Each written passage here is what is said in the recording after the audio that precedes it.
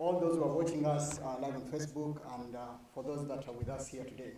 We are very grateful that finally UCU Alumni Society we are trying to get into the value of changing leadership. And so with us today, we're going to have a couple of candidates who are going to be sharing with us their perspectives and what basically would make them your candidate of choice. So for whoever is watching, the ones in first years, those that are out there, this might be a chance for you to stand in the next couple of years.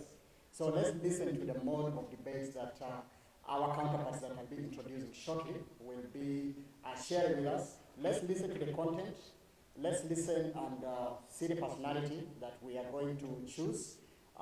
Let's just pay attention to every bit of conversation that's going to be here live. Then also, the other thing for whoever is out there, much as this conversation is right here, we're also having it live. And that means that you can actually participate. You can send through your messages. You can send through your messages, you can send through your opinions on whatsoever you feel needs to be aired out, and our producer will be definitely bringing it closer to us.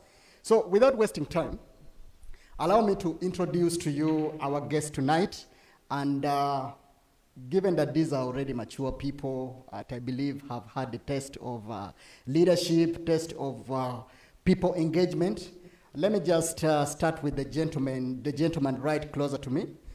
You can go first. Tell us who you are. Tell us what we need to know about you. And also, basically, what the people out there watching you may need to know.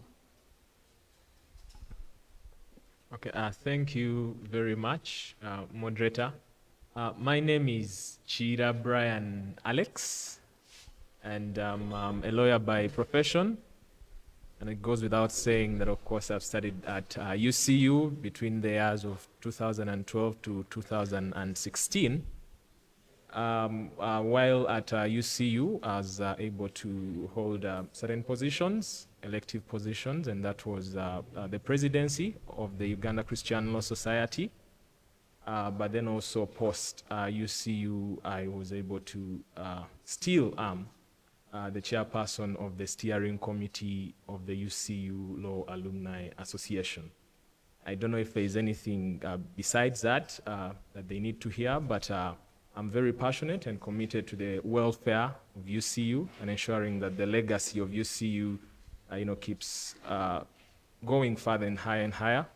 And my agenda for the UCU Alumni Association is really about growth, inclusion, and relevance.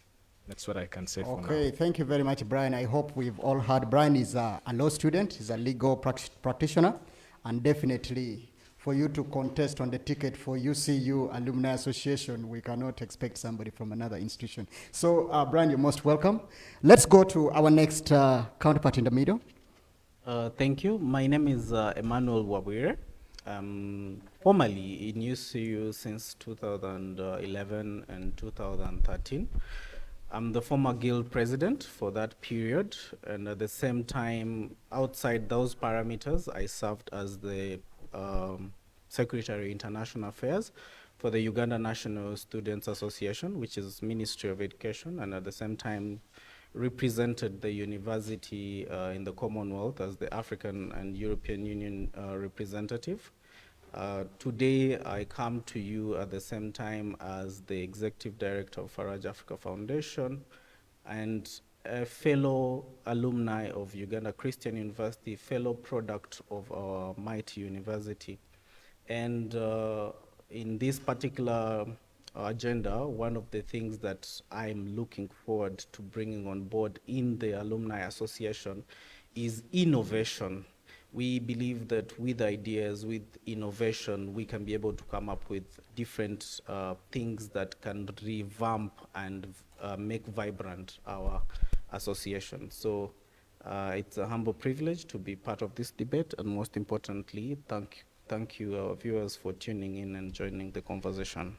Oh, thank you so much, Your Excellency, former Excellency. I don't know whether it still stands as Your Excellency, but one thing I've loved about this kind of leadership is you will hold the position. If you make it, you become Your Excellency.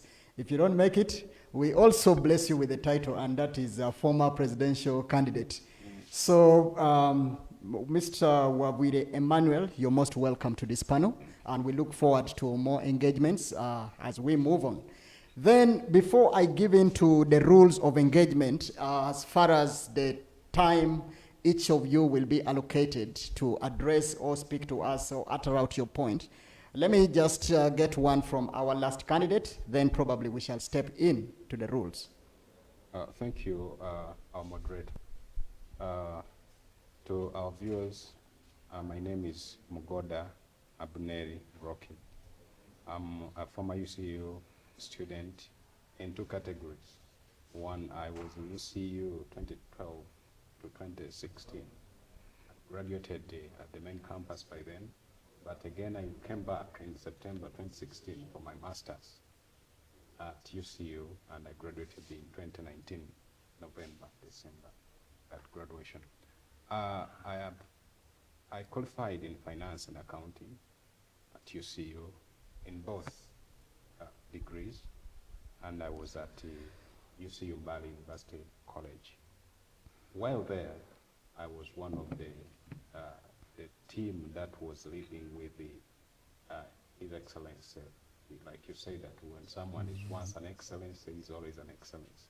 Alan Makweta, and I was his finance minister by then. But still, I did a lot to make sure that we really work together with Dr. Stephen Mugoma to make sure that the UCU population increased. However, right now I'm working with a charity organization where I'm the director, and that is Hosanna Charity Organization, but I still do lecturing as my career. Briefly, that's that, but I still feel like I need to stay in the family of UCU as I'm family of UCU forever. So when I see leadership coming in like this, and I know where and what I can do to make UCU have a step ahead, I still have to put in a hand. So briefly, that is that. Wow, definitely. Thank you so much to our panelists tonight, Brian, Emmanuel, and Juan Rocky Mugoda. Thank you so much. What is so unique about today's conversation is that all our three panelists hail from the East.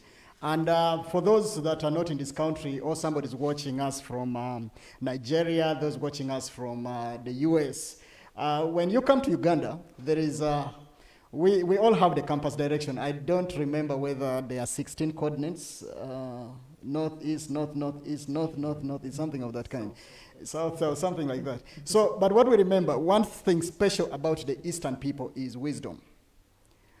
Apart from the sun, in Uganda, the sun rises from the east. I'm not sure the case in Nigeria. You know, I don't know. Yeah, so we believe that definitely here we are triggered by men of intelligence, men of great wits, and men who are definitely going to bring a lot of substance to the table.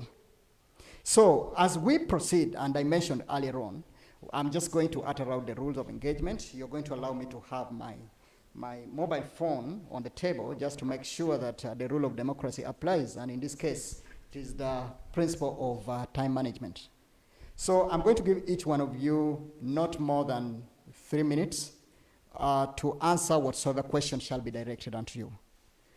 Now, having told us about who you are, and more so the fact that you've all graduated, some of you went further for your masters, some of you went as far as starting up organizations, others are still definitely at the phase of beginning up companies. Now, what I just need to know, and for the good of this panel, and for the good of each one of you, and the benefit of those watching us, let me find out, starting with you, Emmanuel, what do you think is that one thing, two things, or three things that those voters who are looking up to you as their ideal candidate should be expecting? What is it that we should term as the definitive aspect that makes you an ideal chairperson of the UCU Alumni Association 2021? Thank you very much, Tony. The question is, comes at the right time, of course. One of the things that I would love to sum up, what is the association? The association is me and you who graduated. many of our young people, many of our colleagues, and even others who are leaders who have passed, have been getting through the university and going to the community. However, they have been facing it rough. You and I attest to that, and I think that my fellow colleagues here, I attest to that, that having a degree is not necessarily equitable to what you can be able to do in a community, get a job or start a business immediately and so on. So one of those things that I would like to bring on board in the association is innovation. How do we collectively together be our brothers and sisters keeper? How do we create platforms and initiatives that will be able to usher them into the society they are in? For example, we have an alumni, a large network of alumni, over 50,000 alumni, yeah? But have we been able to know who they are exactly? Have we been able to engage them and be able to share the small opportunities we have? Yes, it's like a drop in an ocean, but it is a step to reach the 1,000 kilometers we are looking forward to. So one of those things in innovation I'm looking at is coming up with ideas of projects which can be funded by various partners and networks. I come from the civil society, and I've been working with them on different elements. And one of the things they have been doing is they are partners in development. I'm a graduate of development studies, and one of the things that we look out for is community organizing. Can we organize our community at the alumni, number one? Number two, can we come up and understand the problems they are facing after school, after studying? Number three, can we be able to resource mobilize and do a mapping of what is available? And in what is available, then we can be able to start solving each of the problems they are facing. Right now, there's a lot of unemployment. COVID hit us terribly. But what have we done for our alumni? We have a vast network of different people who are placed in positions where they can be able to support our fellow alumni. But are we connecting? Are we speaking to each other? That is the first level of engagement. Innovation and coming up with ideas and fundraising and reaching out to the most vulnerable of our association members and supporting them. Those who are already doing something, how can we amplify the work they are doing? And that comes through the network. The 50,000 over plus people, how can we come together? Because when all of us put our mind together to something, we can be able to achieve. But that comes with inspiring each other and comes to show us that, hey, I did this, we can do it. And it comes with holding each other's hand. While we're serving in the guild, one of our slogans was take a stand and lend a hand. I think that is something that should continue for the rest of our lives. We need to be our brother's keeper. If Kyria is doing something, Brian is doing something, my brother is doing something, how can we come and hold each other's hands? And I would like to call upon both of you that even though we are contesting, if you make it, count on my support to work with you. And if I make it, I'm humbly seeking for your support to work together and see that both of us are able to do. We are contestants, Emma? Yes, but we are alumni together. Emma, I'll just request you to pause there a bit, Emma. Now, allow me to make a bit of analogy. An allusion, actually. I want to look back to the days basing on your profile. You were, once upon a time, you were the guild president of UCU Alumni Society. Sorry, the UCU student body. And about 7-8 years down the road, if I may calculate properly, you are currently director of Farajan, Africa. Now, looking at the power of innovation, looking at the power of projects, looking at the power of resource mobilization, within that range when you left the university, it has been 7 years down the road. What is that one thing that you've tried to look back and, think about that moment when you called back to the current alumni body and told them, people, we need to be innovative. Do you have any testimonial of a moment when you got back to that? I think immediately after we finished, we graduated, one of the things we did is we lobbied for grants from the International Labour Organization. And I remember if the classes of 2014-15, we did train at least about 500 young people in entrepreneurship and mostly taught them on how to start businesses and connected them some opportunities. Even right now, as we have been serving out of the university, we have been empowering over 500 young people. I can attest at least 30% of them have been UCU leaders. And not only that, we've been engaging our guilds actually, in the national youth parliaments, putting them at the center of the decision making of our country.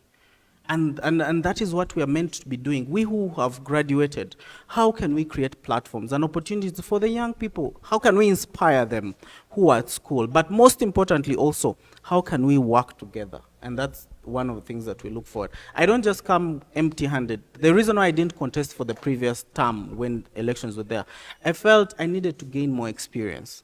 I felt I needed to be able to build a network so that I bring something to the table. Right now, I'm bringing experience as a fundraiser, as a community organizer, as a servant of the community, that I've stood and I've worked with the people. And that's the same humility I bring to see how can we work together. Thank you very much. That is Mr. Emmanuel Wabwire. Thank you once again for those still watching us from wherever you are. I'm believing that we are all enjoying this session. And like I mentioned at the beginning of this, that we need to listen to these gentlemen. If they're telling us lies, definitely you can pose a question out there on social media. Emma's given us the story. We all remember probably, if I think I was there, take a stand, lend a hand. Did Emma take a stand? Did he lend a hand? Do you think he will take a stand this time? Do you think he will lend a hand? What is the whole innovation syndrome all about? Is it something that we can actually entrust him with our leadership? So as we get back to Emma again, allow me to go to the far, I don't know whether this is far west as far as this table is concerned. So Rocky Mugoda, yes. You will allow me to call you that name. It got deeper into my head. Okay. So just before you get in, allow me to pose it a bit different here. Mm-hmm. You've been in UCU, and as I said, whoever sits here, definitely you were a victim at one point, you know, mm-hmm. of this student life, leadership, and all those reactions. Okay. Now, I believe that from wherever you are, you've been teaching, you've been at Hosanna, and every moment you close your eyes, you think about the days when you'd like to go and improve something at the university where you came from, which definitely it is it is passion that we would be discussing here. So, looking at the outgoing alumni association, looking at the outgoing president, looking at the executive that is soon to be former, what are those things that you've learned from them that you believe that once given the authority, you definitely be able to take the UCU Alumni Association to the next level? Okay, thank you, moderator. Number one, I will first of all thank everybody who is watching us out there, that the steps I've taken to be part of the team of the Alumni Association in its leadership is a great one. Given the fact that I'm not in UCU, neither have I just joined UCU in terms of knowing more about how it works. To the question you've asked me about, there's a big gap between the alumni members out there and the leaders of the Alumni Association and the university leadership. And when, to me, as a general, actually, I call myself a general because I've been there for 2 consecutive degrees. It takes time to get to know who are the leaders of Alumni Association in UCU, given the fact that I don't know how the publicity most times is done. And this one alone inspired me to come on board. Like my comrade here said, that he's looking at bringing on board the UCU family, which is already out of the university, to the university affairs. Most importantly, bring up the social capital. There is no way we can really help one another, minus knowing who is helping you, how you need my help, how I need your help, minus getting these people on board. Let me ask you, let me pause there a bit general. Yes. Ladies and gentlemen out there, Samugoda is not in the military. He's a general based on the fact that he's been in the university for 2 consecutive degrees, in his own words. Now, Mr. Mugoda, Yes. let's try to nail reality to the table. Yes.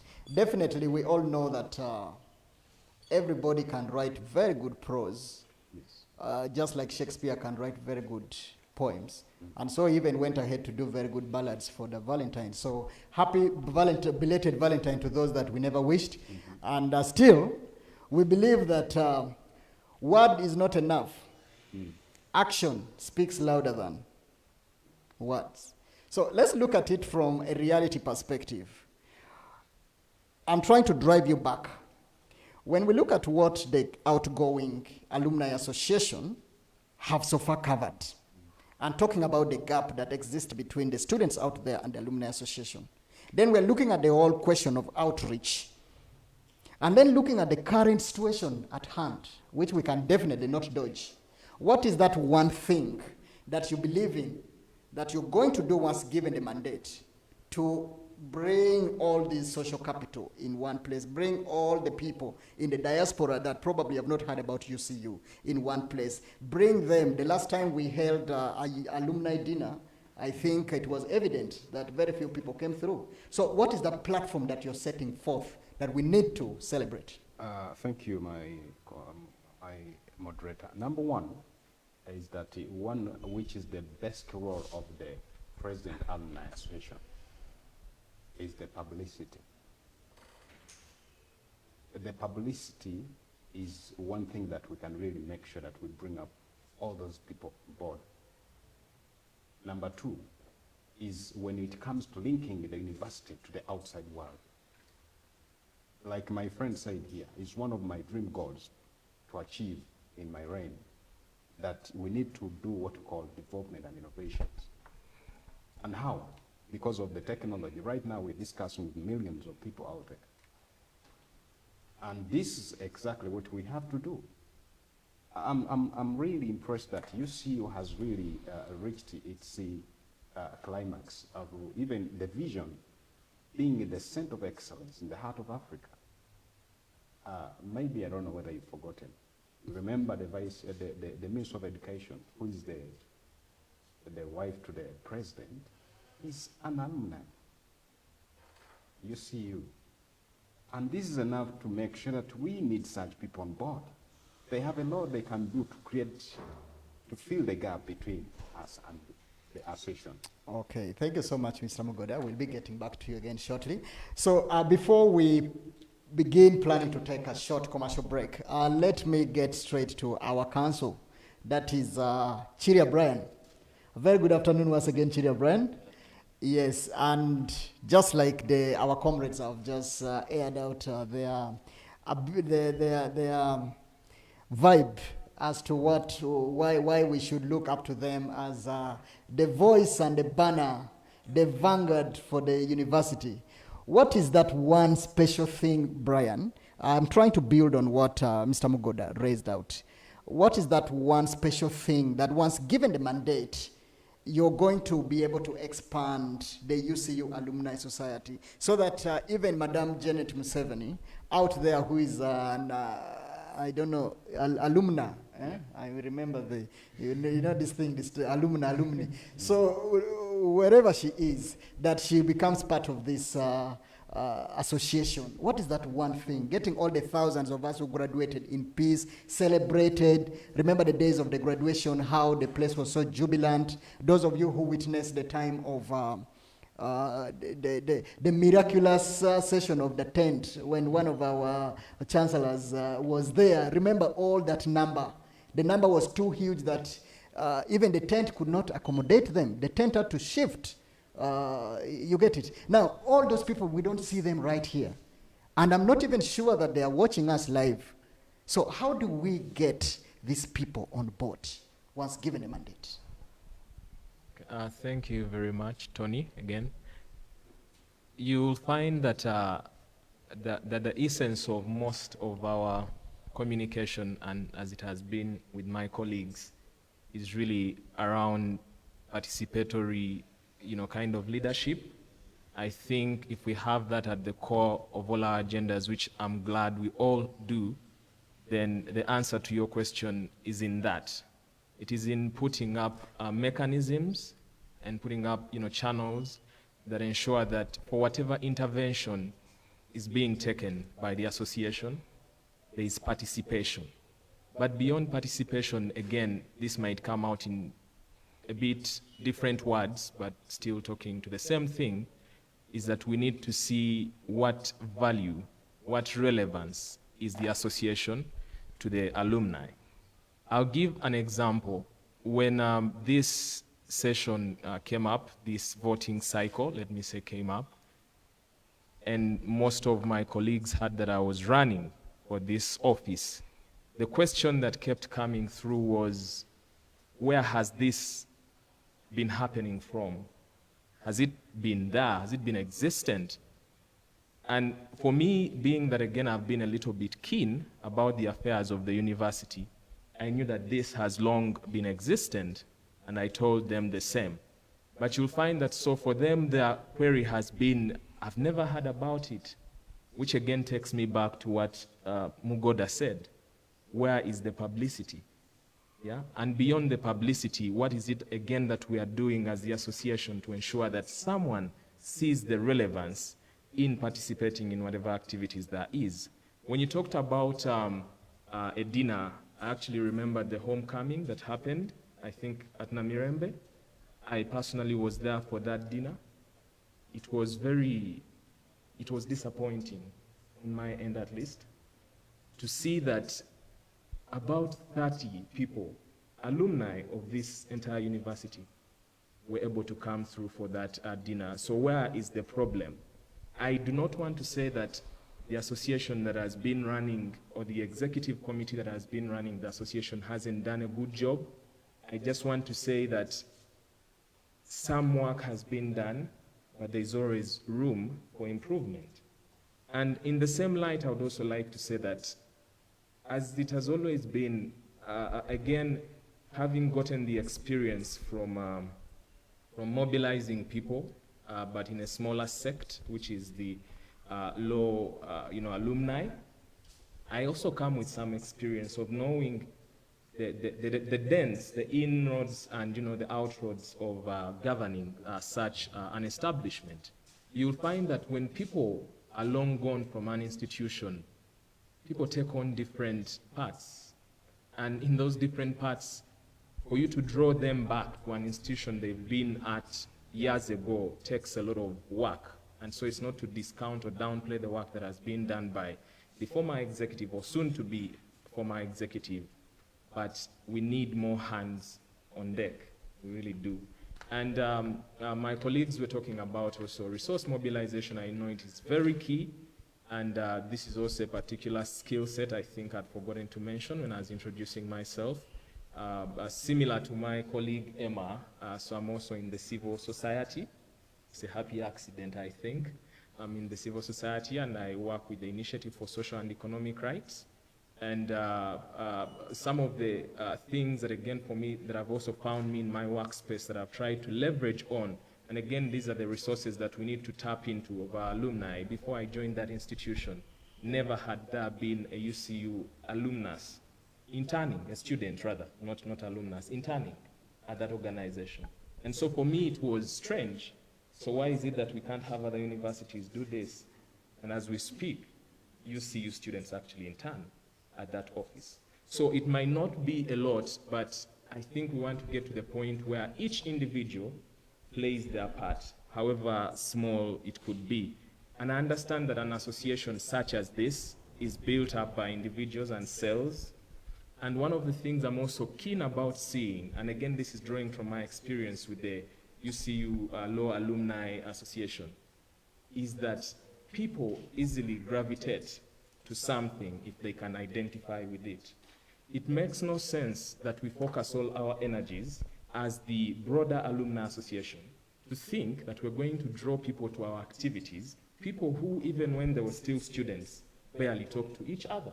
So what am I trying to say? We need to have and deliberately form these cells, clusters. When I'm mobilizing law students to come for an event, it is easier for me because they know that as a starting point, I know Brian, and I know that Brian will get many of us to that place. When you, Tony, or Julius is calling upon people that he even never met during his stay at school, it will be harder. So I think we also need to leverage on those smaller cells and deliberately put them at the forefront if we want to see them, engage in these activities. Thank you so much, Brian, for that auspicion. So once again, ladies and gentlemen, let me remind you of something. It's a reiteration. The gentlemen here, Brian, Emma, and Rocky. Rocky is the gentleman in white shirt and a jacket. You know, men, we have issues with colors. I don't know how it is in other regions. But one of the critical things that these gentlemen have raised out lie around about 5 key factors.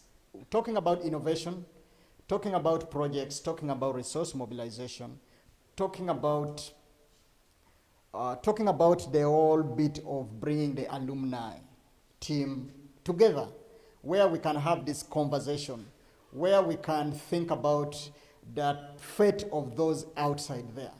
Borrowing a line from what Brian mentioned, not forgetting our other panelists, there is one critical thing. We out there, we're all looking for a survival. And one of the key roles for the Alumni Association is to definitely create that bridge between you after your graduation and what lies ahead. And probably also to play a role in as far as telling you, hey, I usually say that whenever you are ahead and somebody's behind, it is called a firstborn syndrome. That if I saw that where I was walking had issues, I should make sure I alert those following us. And this is what the Alumni Association is trying to prove to us today. Now, as we plan to take a short break, I'm just going to leave this for all of us to think about. When we look at your different profiles, from Mr. Mugoda, from our former guild president, Emmanuel, from the UCU Law Society president, and all this, we know that definitely you've all engaged, you've all mobilized students. Looking at you, Emma, for instance, talk about the international awards that you've won, talk about the international partnerships that you've been in, talk about your relationship with the International Labour Organization. Now, when we come back from this break, I'll need you to try to bring it on the table. If you are able to lead the African continent out there in the European world, as the profile states, what about the small alumni society in Uganda? So how are you going to use that approach to ensure that we actually bring these people together? Because I'll tell you a story. As I close this, I'll tell you a story. There is a book called The Fate of the Cockroach. Somebody must have come across The Fate of the Cockroach. It was about togetherness. And today our key emphasis is how do we get the team working together so that the cockroaches can win the ants. So that is food for thought. We are going to take a commercial break right now, and we'll be back in the next 2 minutes. Thank you.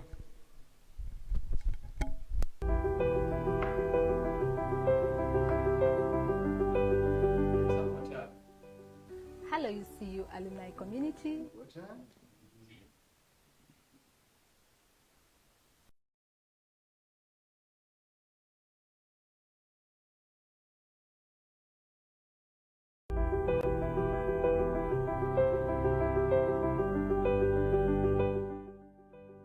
Hello, UCU alumni community. A very happy new year 2021. My name is Edith Kamakune, the Deputy Speaker of the UCU Alumni Association, and I'm here in the capacity of the Chairperson for the UCU Alumni Association Electoral Commission Chairperson. I am here to present you the roadmap for the electoral process in February 2021. Applications are already coming in, and the deadline for applications will be on the 10th of February. We will be shortlisting and declaring the potential candidates on the 11th of February, that's the day after, and from the 12th to the 18th of February.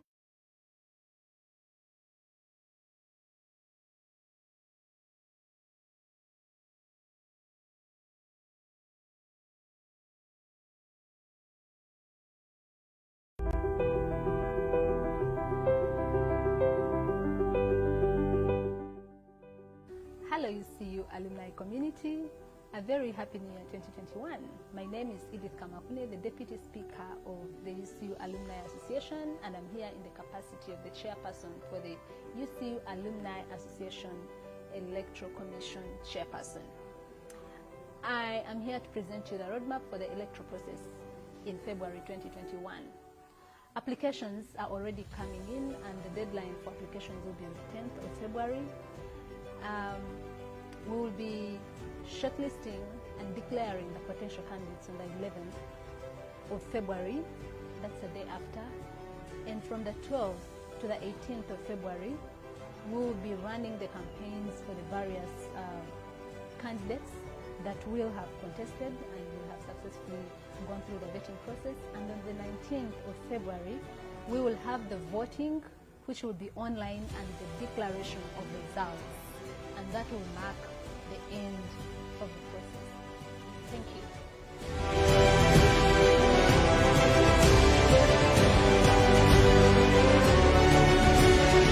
In favor of our great presidential debate.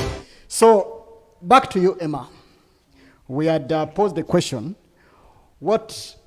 borrowing from your other experience, international award, managing the African Students Forum with the international community, being an award-winning person with the Duke of Edinburgh and all those kind of things. So how can you bring that skill?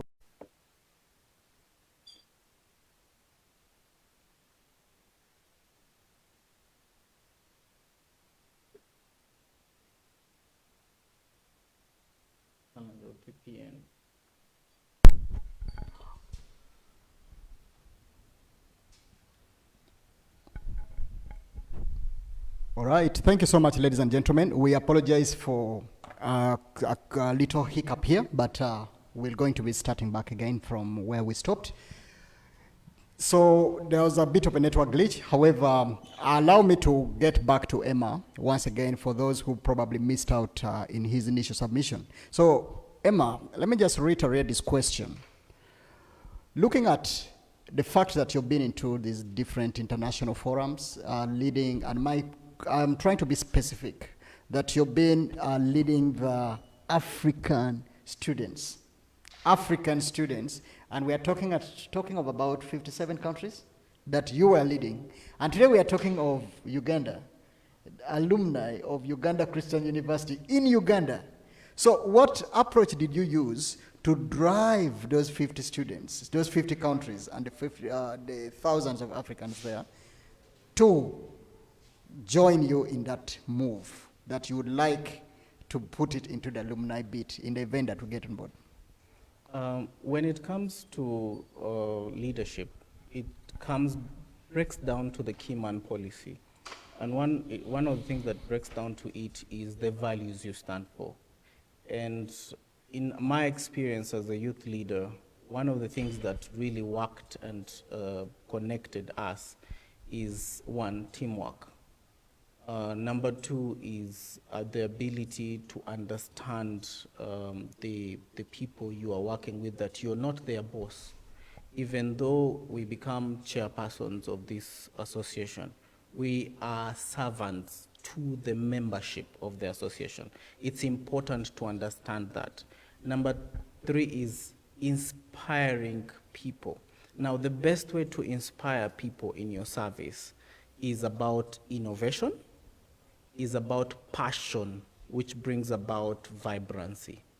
Because if you do not understand as a leader that your number one calling is to serve and help the people in need of you, is to bring opportunities and value to your people, to bring substance and think and solve the problems that people face, then it will be difficult for you to serve. When looking at this association, one of the things that I would like to say is that it takes a community to raise a child. It takes a community, me and you, to make sure that we are able to see through our colleagues, see through our fellow students who are currently in the university, see through those who have finished, and also inspire others who are currently within high school planning to enter to be able to join. But as the UCU alumni, one of the things that I pride in is they keep on saying out there that when you hire a UCU student, you expect integrity, you expect quality, hard work. Now the question is, how can we harness that and increase that? How can we simplify our fellow young people, our fellow graduates, and those who have already graduated to harness the opportunities that we have already to be able to create and expand and equate the playing field for other people? Because in as much we say that, there are many of our colleagues who are not employed. These are problems that we need to address, and they can be addressed with a vibrant alumni. As my colleague said here, when as our first lady, who is an alumni, been able to engage? One of the questions is also, have we been able to reach out to her? Have we been able to engage them? We have, formerly we had even ministers who were alumni of our part of the association. But have we reached out to them?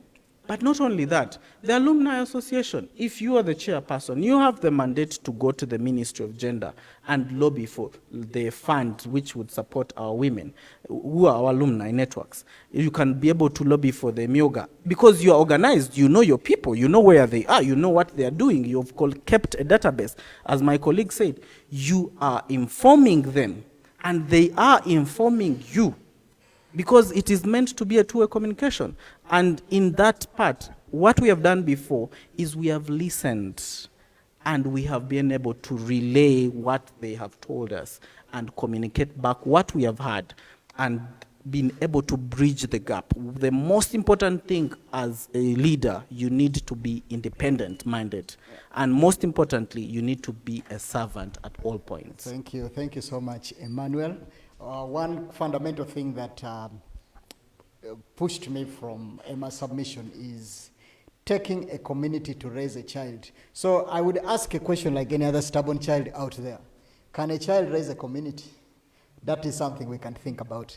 Now, as we push on, ladies and gentlemen, still those following us live on Facebook, please continue submitting through your questions, and let the questions be directly linked to the discussions here. Other issues that you feel you want to raise can be raised, and then definitely our administrator will respond to you with time. But whatsoever is meant for the candidates, direct it to the particular candidate you are targeting in this case that should answer that question, and we'll definitely be getting back to you in the course of the session.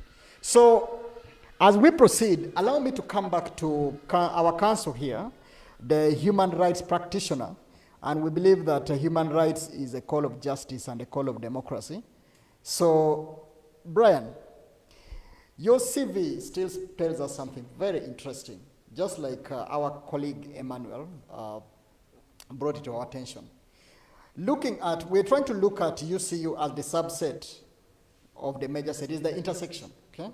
So we're trying to look out for all that we've done out there, and we bring it back home. We've lived in the city, so we've gone back to the village. Now we want to take the city back to the village.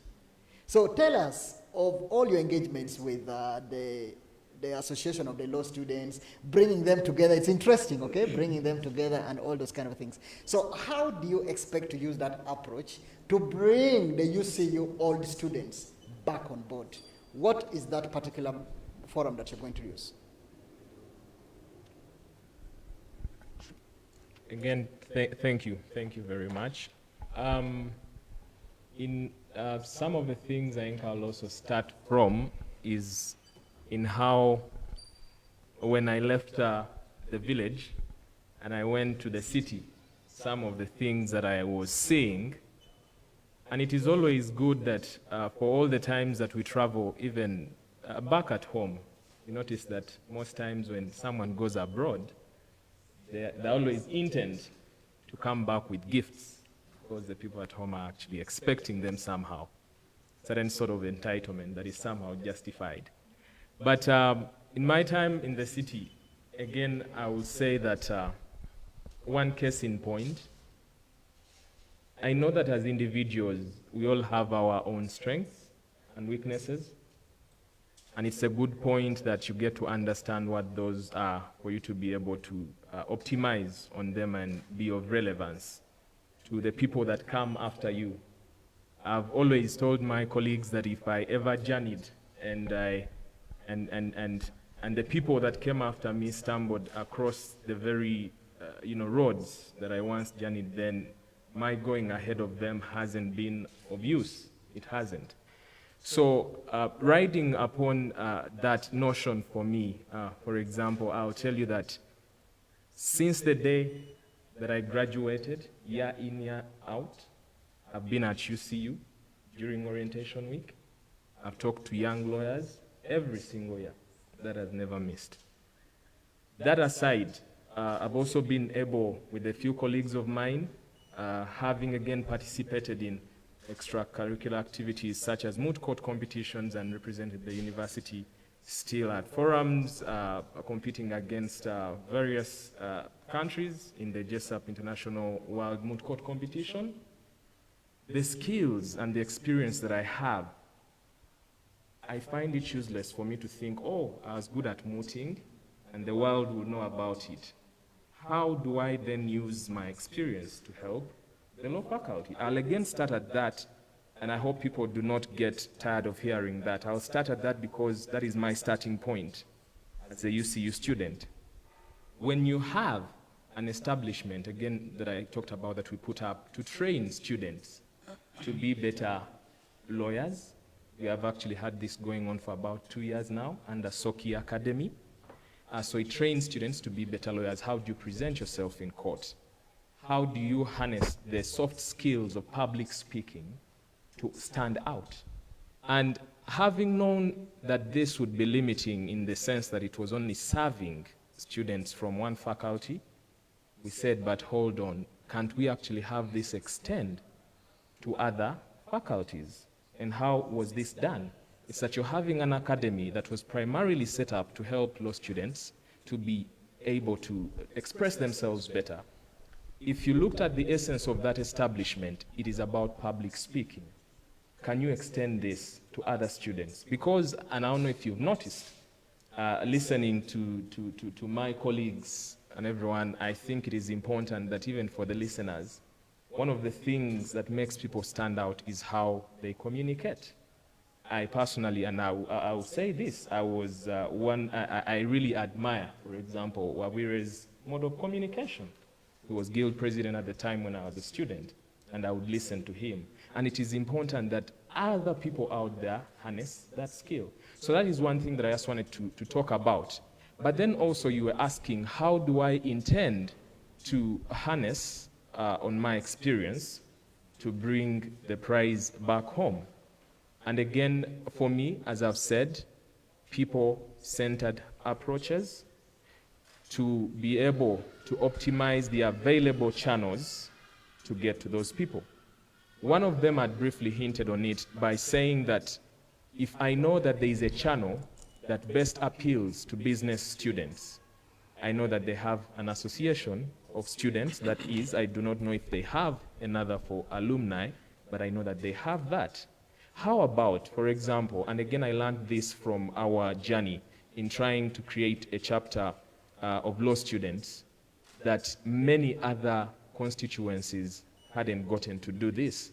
And when we were talking to the Vice Chancellor, he kept intimating that I think this is something that needs to happen if people are going to easily be moved together to participate in the larger alumni association. One of the fears, I think, was around that, so if you're going to create many of these faculty chapters, you run the risk of people trying to break away from the main association.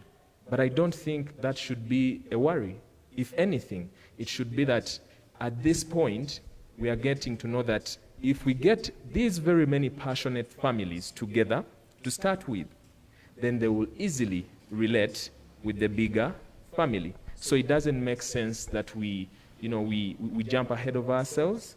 So for me, again, through creating value addition projects, value addition projects, to knowing that there is that one thing that people want to participate in. If, for example, a faculty wanted to build a school of their own, if they wanted to build a school of their own, if the General Alumni Association left it to those particular people in that sect, it comes off as if, oh, this is us, let's do us. But if the Alumni Association actually gets down to know that if one of these children is trying to do something and I lent them a hand, however small it might be, it will send off a positive signal that we are not in this alone. So the relationship, again, for me, is interdependent. We cannot exist meaningfully without the General Alumni Association. And the General Alumni Association definitely cannot exist effectively without having those contributions from the smaller associations. Thank you, Brian. Thank you so much, Brian, for the submission. Ladies and gentlemen, I believe that we've all taken that note of what Brian has just raised. Now, I'm going to go into something very, very fundamental here again. We are living in a situation of a general pandemic that we're all aware of. Probably we've been victimized. Some of us have perhaps lost loved ones. And now here's the situation. Unemployment. These students didn't have jobs even before COVID. Now, COVID set in, there is still no job. It is even worse. Now, let's look at the incoming presidents for the Alumni Association. Going back to you, Mr. Mugoda, what is your strategy for helping UCU handle the COVID-19 scenario from the UCU generic family to the student body? Okay, I want to take the opportunity to say thank you for posing such a beautiful question to me and majorly making it the best out of the questions you asked me about. There's one man who wrote and said that if you want to walk fast, walk alone. But if you want to walk far, walk with other people. And then another one wrote and said that a poor man is not the one without money, but the one without people. The social capital is my slogan. That if we want to do away with the issue of unemployment in this COVID era, is the social capital is the final answer. But how can we get this social capital on board? The publicity, which is the gap within the Alumni Association and the UC entire family. We have been having people, we've been having people already who are not employed. And here comes a scenario of COVID bringing more people on board of unemployment. I'm happy that my colleagues here, including myself, are directors somewhere. And when Brian said that when he looked into the entire organization where he was working, nobody was even applying for internship. He really made sure that people come in for internship. That's the spirit. Wherever someone is and there's gap, when we are together as one, we can create a difference. But how will I know you when we don't have board, a platform where we link up and have this social capital thing? How will I have known him? And yet we take the same road to Eastern. But here we are linking up. I believe from now onwards, these people are not going to lose my contact. I'm not going to lose their contact. And so when it comes to the Alumni Association, we need the same thing. Janet needs to know that we have people. Other people, I'm talking about Janet not because it's easy to reach, but I'm looking at an icon. We have so many icons. Mr. Mugoda, let me just break it a bit here again. Yes. Now, I need us to look at it from two perspectives. Let's look at it from, I remember there's a point when the former Alumni Association that probably on this platform allow me to raise a vote of thank you and congratulations to them. There was a time when different members of staff could not remain working because the resources for a self-financed institution like UCU could not handle Yes. as it is with the public university that definitely could have alternative sources of revenue. The Alumni Society got up and managed to raise a fund to support these people, gave out some little food stuff and all those kind of things. Now, that is one perspective. Let's look at it from the other side. The student. Yes. COVID-19 is no longer about parents waking up and paying school fees. They now need to buy laptops. Yes. They now need to buy laptops. And if they need to get the laptops from the university, they need to pay extra for them to get that laptop. Now, let's get onto the ground and think about the voices of these students. In addition to the guild, we have the Alumni Association. How are we going to help these students not feel that UCU is more expensive than they assume it is right now? That COVID has come in, it's even tighter. Yeah. So you becoming the chairperson of the Alumni Association, what should the students listening to you right now think about? How shall they say this is the Messiah that we've been waiting for? Okay, based on that, in terms of academics, majorly where we have the challenge right now, parents are stuck with the students at home, and everything is coming online, which is quite expensive. I heard you raising a concern about the network breakdown, which is the same thing when it comes to running online studies. It's quite expensive. Here, this is my strategy. Number one is resource mobilization from the various agencies that can really give us a hand in terms of providing cheaper products to our students. Like my colleague said, that there are so many links and funds in our government agencies that we can run to make sure that we have either a half-price product imported here, but through the channeled system with the alumni students, members who are within the system already. Look at like these laptops that you talk about. These laptops can really be got cheaply abroad. But how can you get them here to make sure that you give a hand to a parent at a lower price than going to open market where everything is commercialized? The Alumni Association has capacity to do that. Write proposals. I'm running a small charity organization where we can run proposals and people really support. People are out there with money, but they don't know where to put it. They need to be channeled. They need to be called upon to give a hand in this. We have, mark you're talking about communication in terms of these study programs, but there's a lot. Very many have got pregnant during this time of COVID, and they want to come back on board, but they have children at home already. A child with a child. Now a parent has double. How can we come into this? The only way to do it with this civil society organization, where I'm happy, all of us have really introduced ourselves in attachment and links to civil societies. Thank you so much, Mr. Mugoda, for that submission. Emma, let me get back to you once again. You'll forgive me for overshooting you on the foot, but definitely if it's the one closest to the bullet, why should I shoot far? Now, let's look at the international relationship that your profile dictates has been your best counterpart, the lobbies and all those kind of things. Now, driving us back to the COVID-19 scenario where parents, where the university management, and therefore the students have become victimized by what I would call the lack doctrine, LACK, lack. What do you look up to? We need laptops. We need all these things. These gentlemen and ladies are listening to you. What should they hope for the moment you become their chairperson of choice? One of the things that opened my eyes during this COVID period as a resource mobilizer is to scout out and see what possible partnerships can be made. Not only looking at the students who are currently at school, but also the alumni who are out there at home. I happened to have a discussion with some of them already. Let me just go direct to the ideas and suggestions already.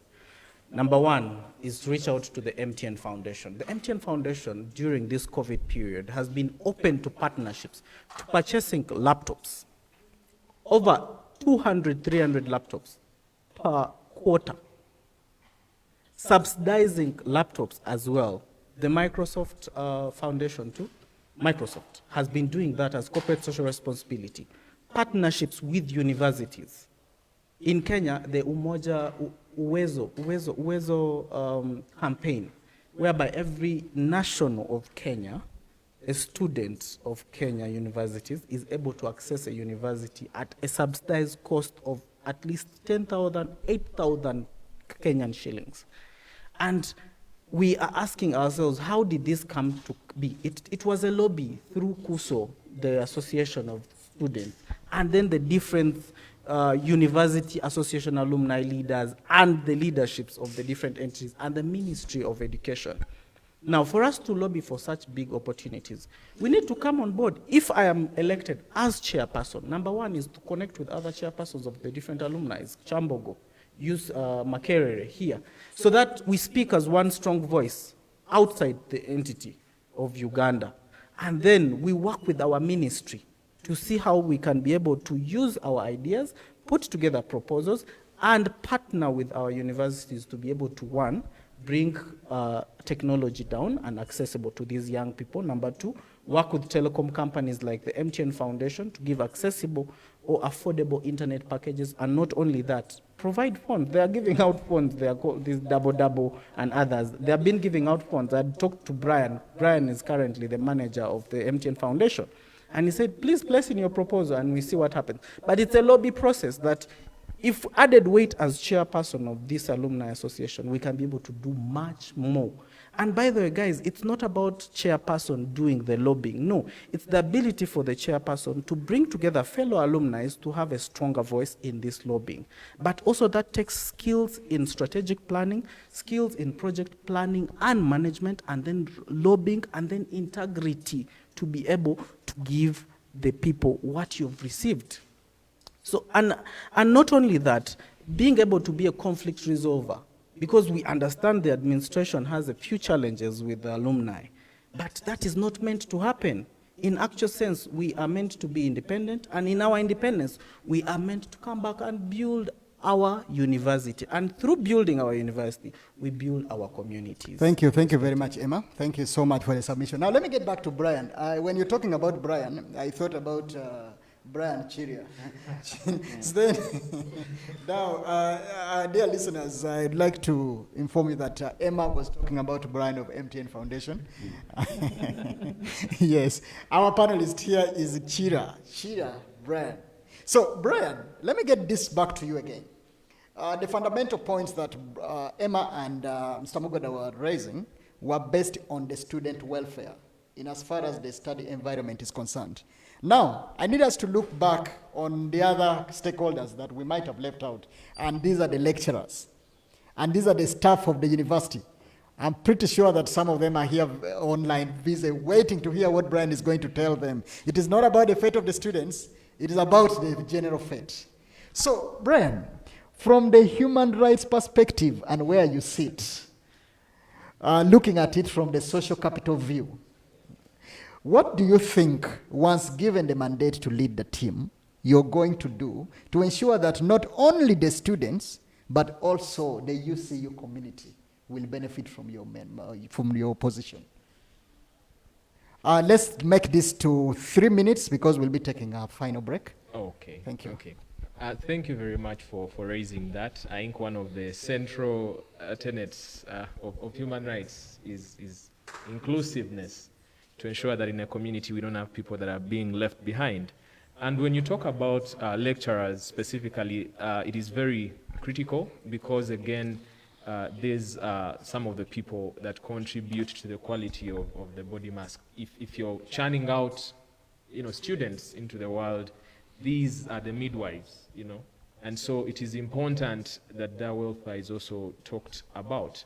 And I will maybe just briefly, again, from the experience that I've had, or I cannot talk about what I do not know.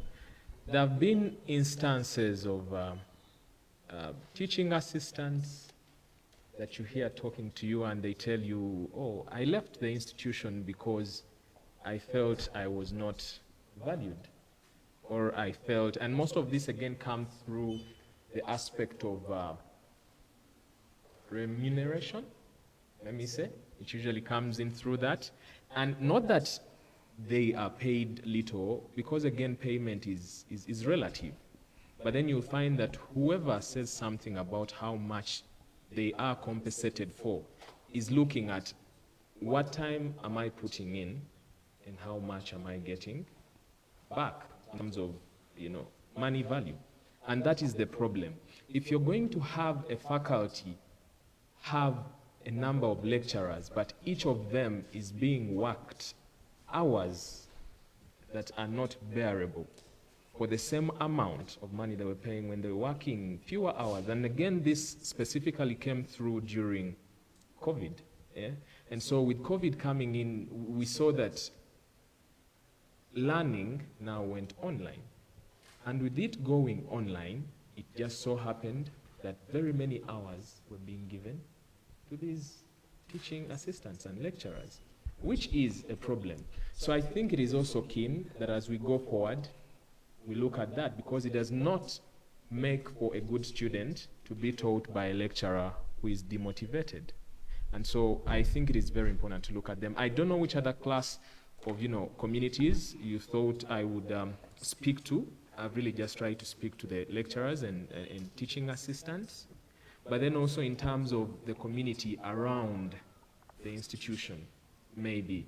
It is that you have to have initiatives even as small as having business, I'll call them incubators, because again I know that UCU, for example, has always excelled at the annual. I think the annual, there are usually some open days where we exhibit what it is that our students can get their hands on. If you can actually have those students offer those services. I know that business students have done that, engineering students have done that, at least those that are involved in, infrastructure that includes roads and whatnot, they've done that. I know that law students have done that by way of giving, legal aid to not only the communities around, but also to people in, prisons, like Kauga prison. We've done that. So I think there is much more as an institution that we can give. And for me, I think those are the few that I can touch on to show you that this is very possible, it's feasible. The Alumni Association, if I'm granted again the opportunity to lead, I would ably execute with my team. Thank you so much, Brian, for that submission. Now, ladies and gentlemen, Brian's focus was majorly on the other part, the non-student body. Because you see, as the Alumni Association, definitely we become part and parcel of the bigger entirety of the institution. Now, when we get back from this break, we are going to be focusing on our final round of this debate, and that's going to be majorly tackling on the financial policy and then the tuition policy discussion. I'm pretty sure people out there have asked this question. COVID online, then what? What about the tuition? So, people, our dear listeners, our dear viewers, when we get back, these wonderful fellows are going to be taking us through that. And I believe that those who are raising questions continue to raise the questions through. See you in the final seat. Thank you.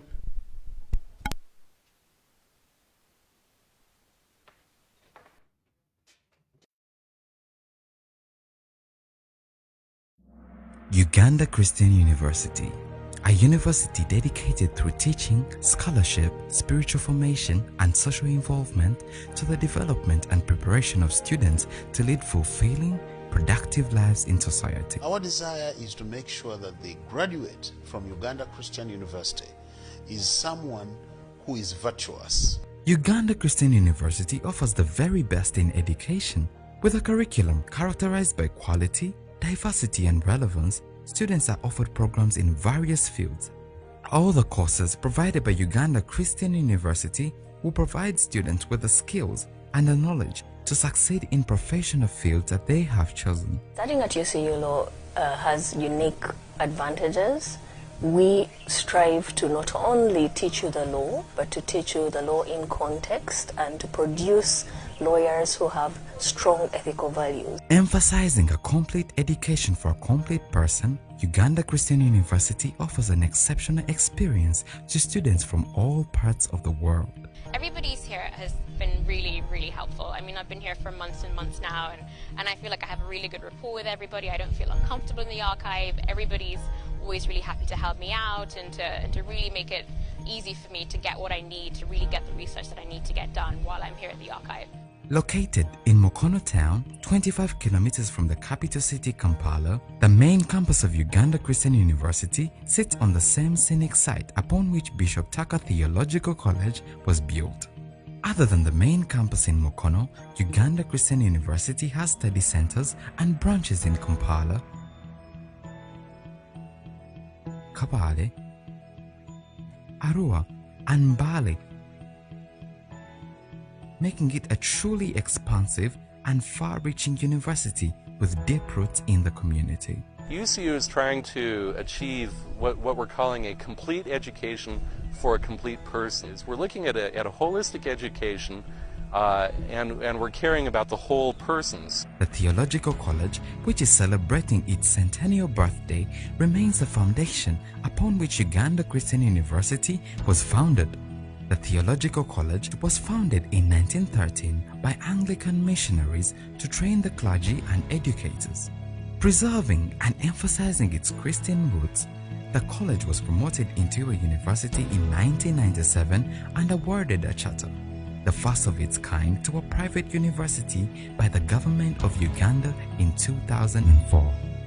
The Uganda Christian University infrastructure meets education, information, technology, and high administrative standards. IT centers, a modern science lab, and a 6,000 square state-of-the-art library remain the crown jewel of Uganda Christian University's infrastructure development. Sports are a major aspect of student and university life.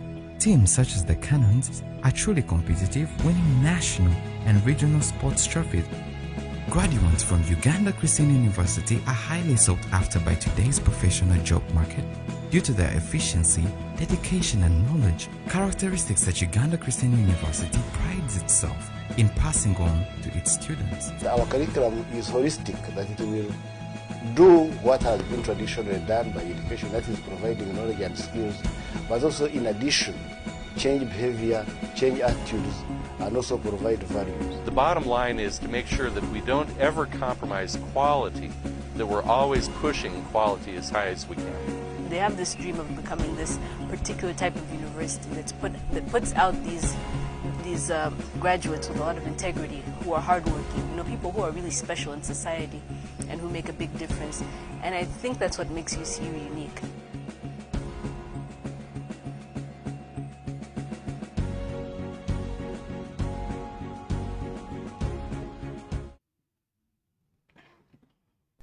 All right, thank you very much, ladies and gentlemen. Welcome to our final session for the presidential debate here.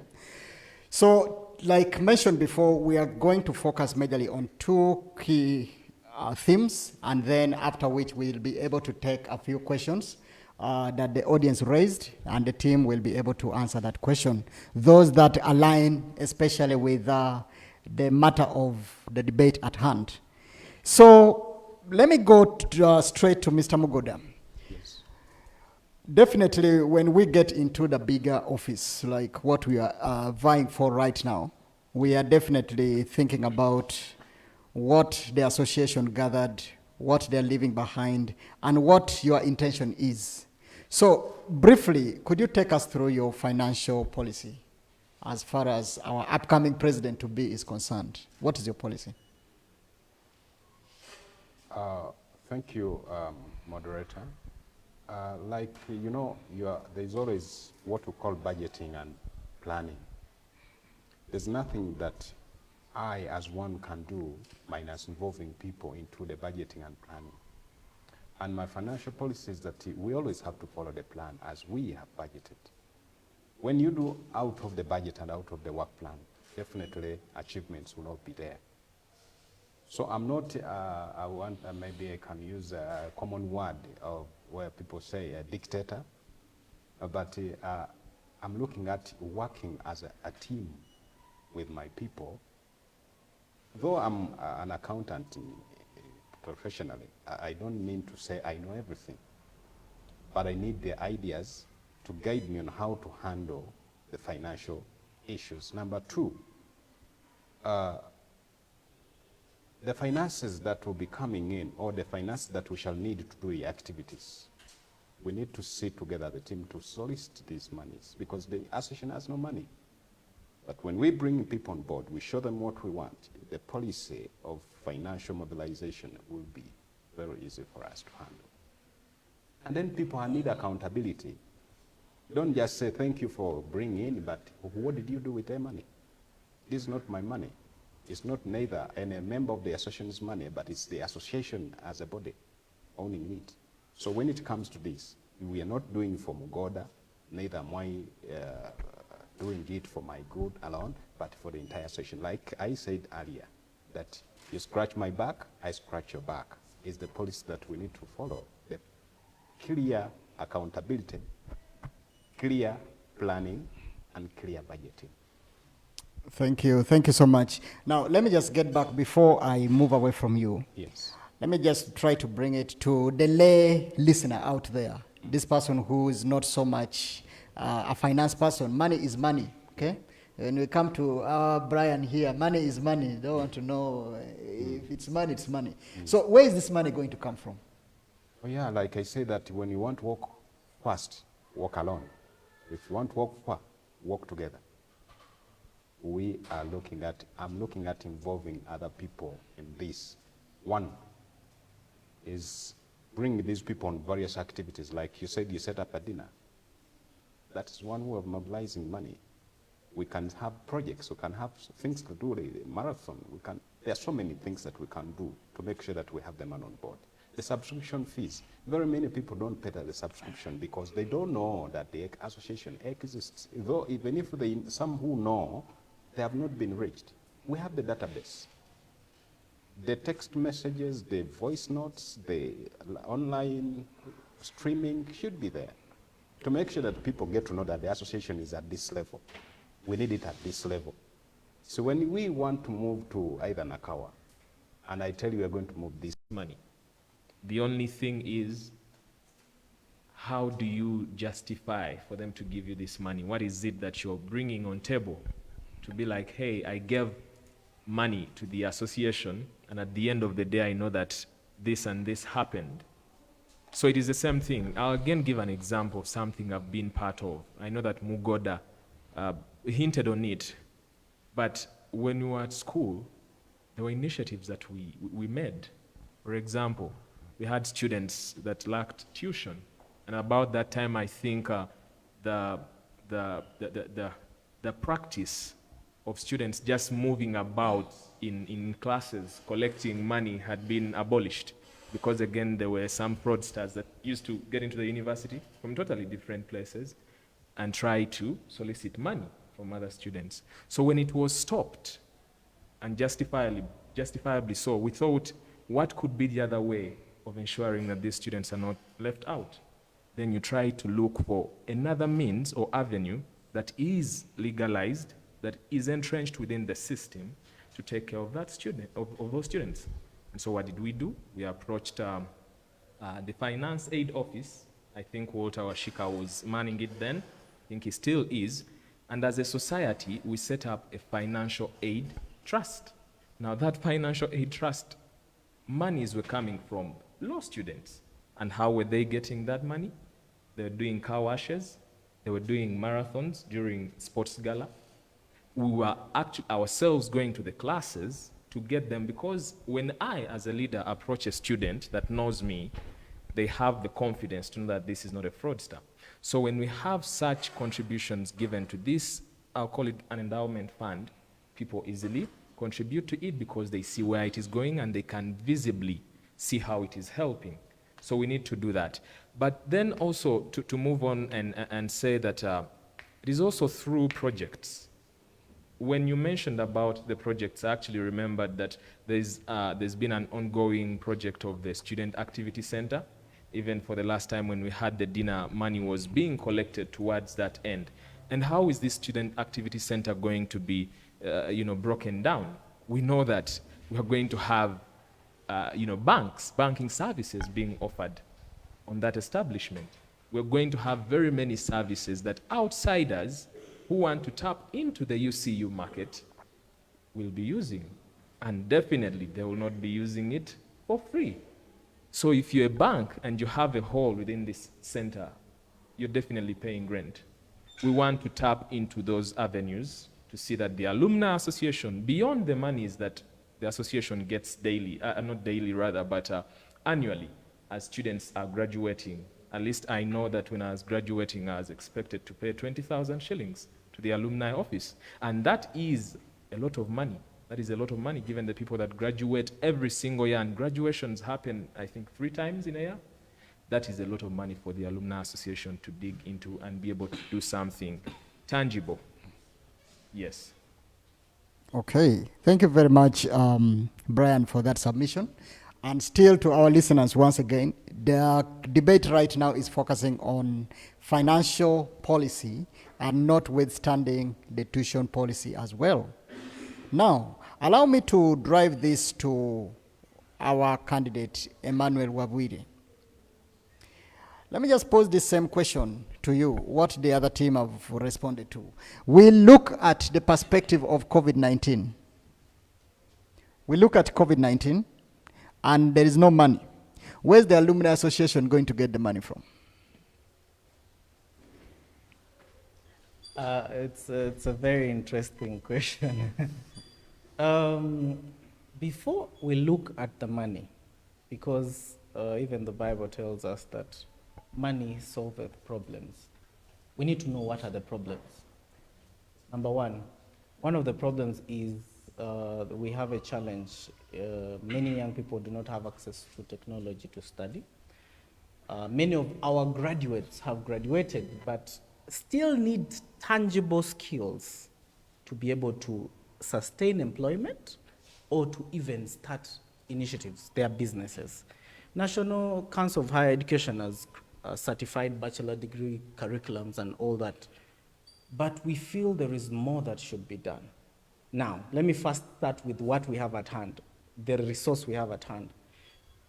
If voted as alumni chairperson and president, and I'd like to talk to the viewers here, that one of the things to solve the unemployment problem, we can come together with the university as the alumni, bring experts and practitioners who have done well in their communities, in their fields of expertise of work, in law, in social sciences, humanities, in public health, and all the sectors that UCU represents.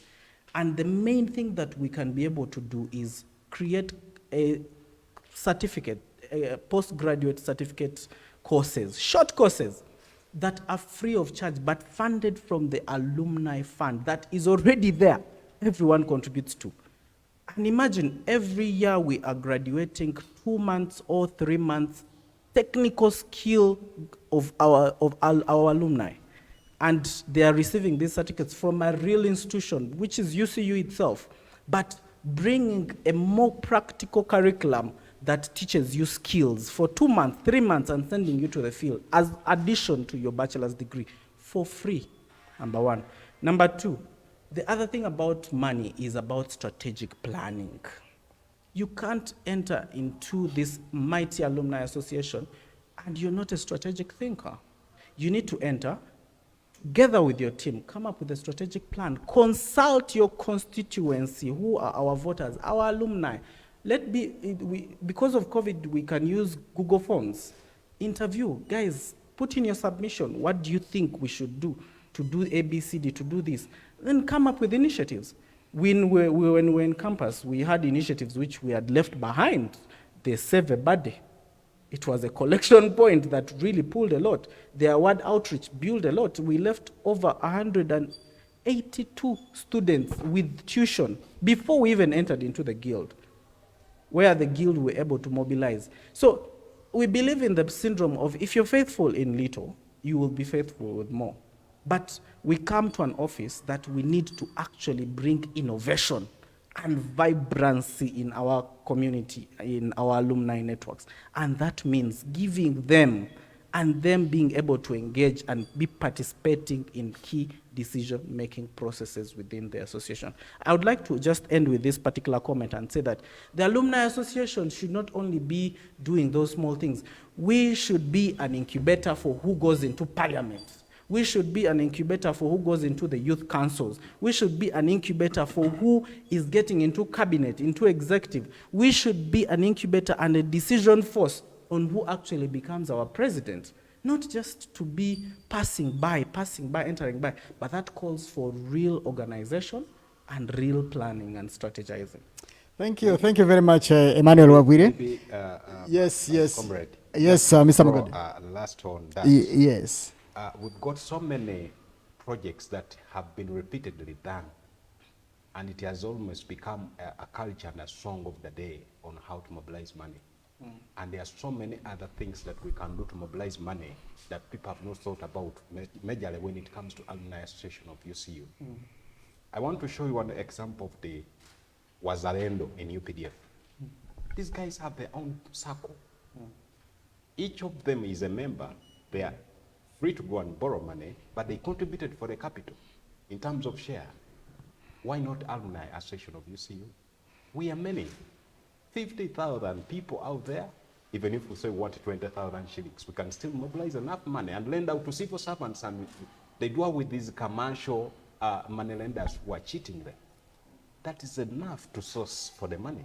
And we shall not go to these small projects that we did. We want to look for 100 millions. Guys are there. Brian is there. Emma is here. I'm here. You are there. And the circle automatically will not go to a commercial bank when I have a circle as a member. And the money is in government to support these circles. But how to start it requires leadership.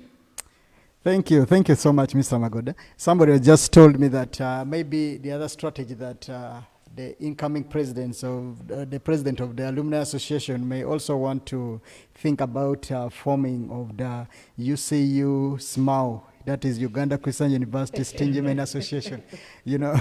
So anyway, we'll leave that to who emerges our candidate at the end of it all. So I'm just going in for the final round of the questions, after which I think we shall be able to wind up. So ladies and gentlemen, we'll be getting back to you and take the questions. They're right in front of me, so we'll be answering those questions at the right time. So for now, let me just go straight to the question of tuition.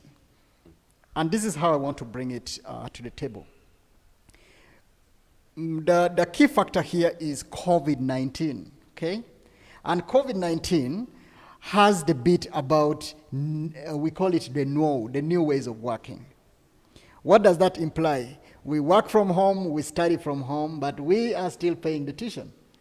And I know that somebody somewhere right now is saying, okay, what is it for the UCU students now? Are they still going to pay the same amount? Then the university will say, but hey, wait, we are not getting fundings from government. We are not changing. In fact, we are increasing. Now, for the viewers out there, for those listening to us, I'll start with you, Brian, at this point. What should they expect of you when it comes to the narrative, changing the narrative of the tuition? Okay, thank you. And again, this has been a long-standing narrative, I'll say, from the times when we were studying, and it only got worse when COVID hit. And again, also coming from a person that pays tuition for someone at UCU, I could clearly bear the brunt of what it is and what it means. And now when we had COVID, I know that, again, teaching platforms were changed, as you've rightly stated. But the fact is, there is little or no change in that tuition policy. I'll tell you that. There is little or no change at all. And so the narrative continues. For me, what I can say, and again, I'll draw onto some of the words that I had administrators say when we were still at school, that the university as an institution has always tried to make attempts at raising funds. I know that, for instance, the university had UCU Holdings. I don't know if it is still existent, but it had that, and monies were gotten from that. And I also know, this again came from the Vice Chancellor himself, as he then was, the Reverend Canon Senyoni, when he said that the university, as it is, the monies it gets are not even enough to cater for what it has to do, which I really found, mind-boggling to see that people were paying already a lot of money and it's not enough. What do you mean? And so some of the things that he used to talk about is that when students pay money, that money is actually fixed. In the banks, it is fixed. And when you fix money, when you're getting it back, you're definitely getting an interest on that.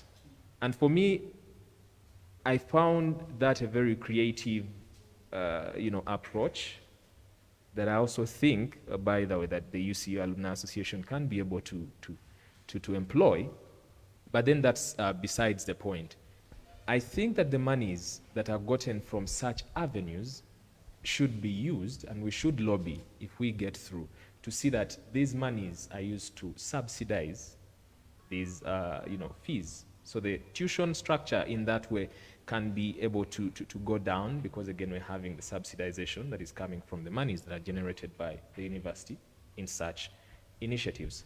For now, again, that is as much as I can say, and I can only hope that as a team, when we get, if we get on board, we can be able to share ideas with the person in charge of projects, with the finance team, and I think that is how best we can get to an all-inclusive solution to the tuition issue at UCU. Thank you very much, Brian. Once again, I'll bring this to you, our dear audience. Right now, the discussion that is winding us up is the question of the tuition. COVID-19, we are at home, we are not stepping in class, we are studying online. What is it now? What does the president, the next president of the Alumni Association, have to tell us? Now, let's go to Emmanuel. Borrowing leave from the guild management, and then also sitting in the Senate, as a guild president, definitely that's no exclusion. So what are you going to engage management on, in as far as these people listening to us would want to take regarding tuition? Are we seeing it reducing? Are you trying to advocate for increment? Are you looking for what? Number one, being an alumni chairperson, it means that I have a seat in the University Council, which is the supreme lawmaking body. Now, I have been familiar with that when I was guild president, and I remember categorically being the voice of reason while there. And we remember that the tuition policy was changed to reduce on the penalties we were facing at that time. Now, one of the things that I can assure our listeners and our alumni, that I know we have brothers and sisters that are at school, and this should be our concern, that the school is more affordable and we have, again, quality education. One of the things that I will assure you, that being a member of the University Council, that I will ensure that I bring voice of reason within the council. Because most of the council members they seem to not understand that young people, families, our fathers and mothers are struggling to get money to be able to study. Even our other alumni who are trying to go back and do their masters within UCU and other platforms, we struggle to get the money. It is a challenge. What alternatives. Now, that is where the ideas come in. That is where the elements of fundraise come in. I've been familiar with running scholarship program, fundraise, using ideas locally. Car wash, you remember we used to do car wash, we used to polish shoes, and we used to really go to the simplest ways of possible. We can do that, but at a more corporate level where we are. We have amazing alumni who are well placed to be part of this. Each one contributing, being angels to each other, can be able to do that. But also even them knowing that, if I want to do a postgraduate certificate or diploma, I have an opportunity. Now the alumni, by this time round, should have already, even by before, created a scholarship program. From the monies we've been collecting, the university has been retaining some of this money. That money, we want it on the table to go into scholarships for our young people. That is an alternative that we can, it is their money. It is our students' money. It is our brothers and sisters' money. That means that it should go to educate us. It should go to build our nation. If anything, a university is meant to be this institution and incubator that brings active citizens and brings them to be able to do what we do. But even us, we can be able to reason. One of the skills that I bring aboard is lobbying. University council is a tough crowd. You have to meet one person and lobby your point, lobby your issue. And then you have to come and speak to your people. Because if you enter the university council and you do not represent your alumni, you do not represent the students, who are you representing? That means also partnership with the guild. If we are speaking one voice as students and former students, we need to stand our ground and be able to represent the voices in there. And that's one of the strong points that I would come with on board. With that, not to be intimidated, not to be pocketed or lured in any way, but rather be the voice of reason within that university council. Thank you very much, Emmanuel and Brian, for those awesome submissions. Now, let me go to the final bit, and this goes to Mr. Mugoda, right? Yeah. Okay. From your profile, there is a bit of teaching. Yes. There is a bit of lecturing.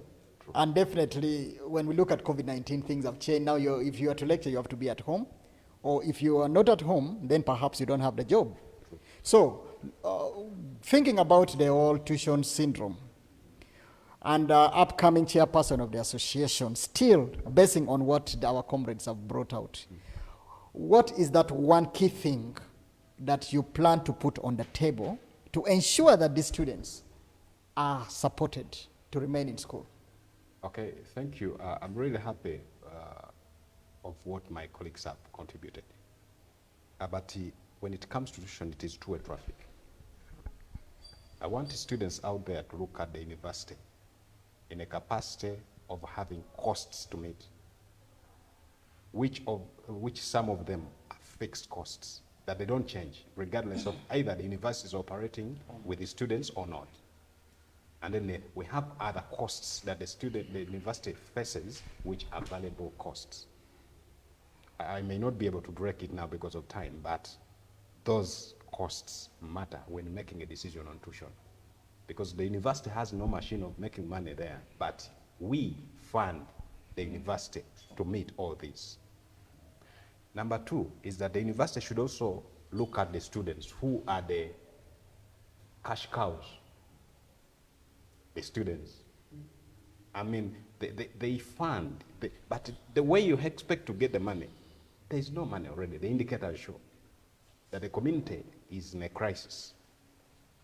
And this crisis is not a one-man crisis, but a general crisis. I would advocate for no increment of tuition as of now. And let's stay as it is, and the university should think of widening the students' loan base if they are not going to have a discount. Okay? So what am I trying to mean by this? That the university should look into, I remember, I don't know whether it is still the case, that during my time at the university, the loan for the students' fees was around 250 maximum. Really? Guild fee, yeah. This is very small money. But the contribution of the university students to the guild association, I mean the alumni association and the guild, like Emma said, should be now retrieved back to the system to make sure that the base of students' loan is widened. That would help. Number three on that is the discount issue for a given period of time. But sometimes we think of all this, but the dollar is constant. And that is the most important thing we need also to put in mind. That as we think of discounts, we think of not the university increasing tuition, which is good. How about the exchange rate? It has remained constant, and sometimes it's even shooting. So meaning that our currency will always be at lower value, regardless of finding it hard to get it. So as a chairman, aspiring chairman, I still stick to the three things that the university should be considerate and not increase fees. Number two, the university should think of widening the loan scheme base from either 250, which has been the case, to another higher level, either half. 3, the discount, if they can offer the discount. They have this. We always fill forms and tell these people what our past is, what our sponsors are. Now, people have lost jobs and they have been self-sponsored students, but they want to finish their courses.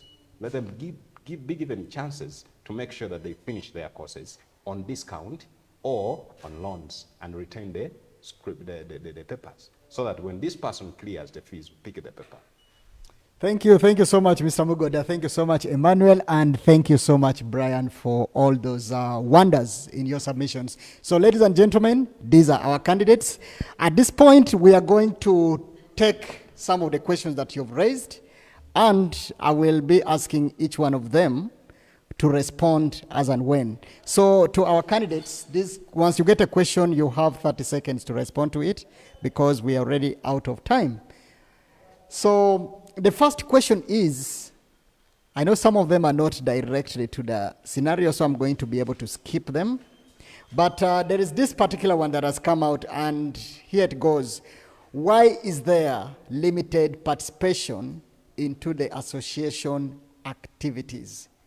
Why is there limited participation into the association activities? Let me take this to Brian in 30 seconds.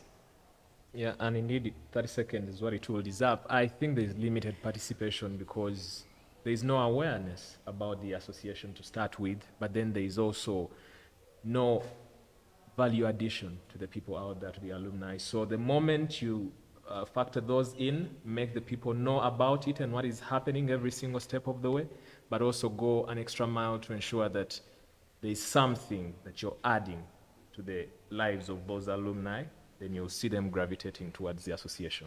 All right. Thank you so much, Brian, for that. Emma, do you want to add anything on that? Why is there limited participation, and what are you doing about it? Because there is limited participation because lack of information and lack of the ability for the team to be able to achieve what they want to do. Why? Because of the challenges it faces with the administration, financially, and the different other area entities. But one of the things that I would like to talk about is that for this to be vibrant, we need to be innovative. And with innovation, we need to bring value to the alumni networks. For example, we have the Law Society students. What if the alumni is able to fund the moot debates? They go and we are able to pay for the tickets. We are able to pay for the scholarships for them to engage in those particular platforms. For example, when we have conferences and opportunities that are available, how about we tap into our alumni network and have them competitively compete for those opportunities and be selected and to go and do that. That way you create that trust back into the alumni network, awareness as well, and association. Imagine as an alumni association, we get about 100 million in a year. And we say, guys, alumni, if you have a business idea, please apply online and we will select the best 20 and we are going to give you 5 million tandikwa. Not a loan, not anything, 5 million tandikwa. And you're able to start with that. My colleague told 10,000 shillings a subscription, annually. That money together, if it is brought together, we say, guys, we have collected this amount of your subscription, and this can be a business loan. It can rotate in this manner. Please make sure that after a year, after 2 years, you're able to bring back the money without interest, so that we are able to support. But if you feel you're able to put interest, please put it there so that it can benefit other people. So that's the initiative. Thank you so much, innovation. Yes, Mr. Bugode. Maybe my comrade have also hint much about those things, which are key, but there's also one thing that is creating little participation into the alumni activities. People have not owned this association. It's like we're running organizations. When you don't let your employees own the organization, they will assume they're working for you. But at the end of the day, who takes the cake home? Is it me alone, as a director, or as a manager? It's your cake. So once we involve these people on board, like we said, we need to bring them on board. Let them own the association. It's not the chairman's association. It's our association. The People's Association. Exactly. Thank you very much, Mr. Mugoda, Emmanuel, and Brian. Brian, I wanted to bring this back to your attention, but I think I'll bring it again later. I'm a bit interested in the perspective of your involvement in the Law Society. Okay? In just about 20 seconds, before I forget it, do you think there's high participation in that society? Thank you very much. And my answer will be yes to that. It will be yes. And again, why I'm saying that is because, so I got into this office shortly before the start of 2019. And so the mandate at that point was for us to formally establish it, which we did, but then also to set up an endowment fund that people can contribute to. And of course, it had its own challenges to see that if you're going to lobby people to be able to put in money, then you have to have a project that they can identify with to be able to put their money. You will not just tell me, oh, can you put every month, 200,000 to this fund? Where is it going? And you're like, oh, in instances when we have students that want to travel for moot court competitions, we shall give them. In instances where someone has lost a person, we shall give them. People want to see some concrete and sustainable things that they contribute to. And so that, for us, was the birth of the project of constructing a law school. And we met with the Vice Chancellor on this, and they were very excited to take it on. And so we actually have the support of the university to see that a project of building a law faculty is, ongoing with the support of the university. Thank you so much, Brian. So, yeah. Thank you so much, Brian. So, ladies and gentlemen, again, what you can pick from Brian and our comrades Em and Mugoda is that the university management is no exception to the progress of the alumni. Okay. And then another fundamental thing that was mentioned earlier on is that they are what we call fixed costs. When we are making such kind of decisions, let's remember that there are costs that cannot be changed immediately. So let's be human enough as we see who will be our next representative. There is a question here of when is voting and who qualifies. I think that will be responded to by the administrator. There is an email that is ongoing. Let me just give some guidance here for those of us who are probably not following the alumni page. There are two things. One, you can look onto the Facebook page. Please go to Facebook and just look out for UCU Alumni. I'm sure you will see, you will even get to know more about what is happening, some of the projects that perhaps you've been asking. Then the other bit is when is dinner. The same will be posted right there. The same will be posted right there. In case you're not on Facebook, you can also, remember when you left UCU, there was, you were meant to submit your email to the alumni office.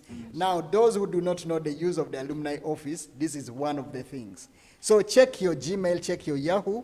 If you're not seeing it in the inbox, try to look for option of all mail. I'm sure something will come out there.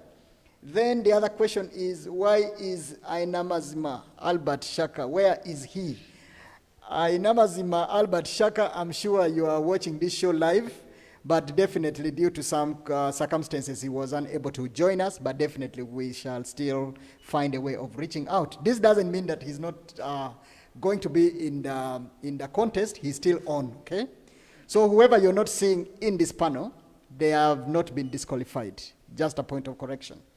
Then, where are the other candidates? I think the other answer for Ainamazima stands. Certain circumstances could not. All right? Yeah. So, and then the other bit is, how are the candidates going to help? How are the candidates going to help other alumni? How are the candidates going to help other alumni existing projects like the alumni football team that is reaching out to the communities all over the country to know, you'll excuse me to take off this mask, I think the social distance is okay. COVID, you will not reach this far. At least Brian is far away. So let me just reiterate this question. How are the candidates going to help other alumni existing projects like the alumni football team that is reaching out to the communities all over the country to know much more about you through sports. Maybe let me break it down. In your tenure as the chairperson of the Alumni Association, what is your plan in as far as helping the existing projects for some of the alumni?